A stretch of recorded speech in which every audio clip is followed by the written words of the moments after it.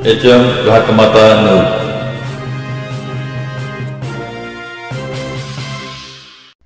Social मीडियावरील खुन्नस जीवावर बेतली।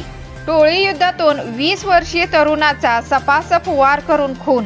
कोल्हापुरातील timber market ते सुधाकर जोशी नगरकडे जाणाऱ्या मार्गावर टोळी युद्धातून गुरुवारी दुपारी 1च्या सुमारास तलवार व एडक्याचा सपासप वार करून एका तरुणाचा खून केला। सुजल बाबासो कांबळे या 20 वर्षीय तरुणाचा 8 ते 10 जणांनी खून केला। मृताच्या नातेवाईकांनी मित्रांनी CPR आवारामध्ये मोठी गर्दी केली होती। जुना राजवाडा पोलीस ठाण्यात या गुन्ह्याचा नोंद करण्याचे काम चालू आहे।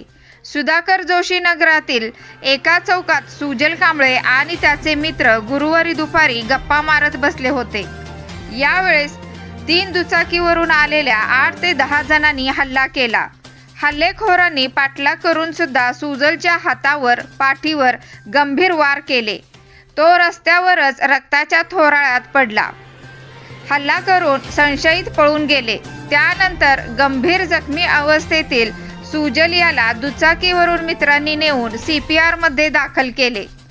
सुजल याच्यावर हल्ला झाल्याचे समजताच संभाजीनगर वारे वसाहतीतील त्याचे मित्र व नातेवाईकांनी CPR आवारात मोठी गर्दी केली।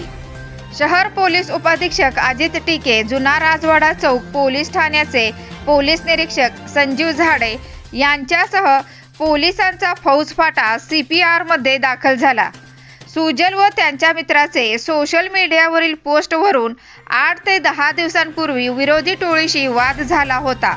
या वादातूनच सुजलचा खून झाल्याची प्राथमिक माहिती समोर येत आहे।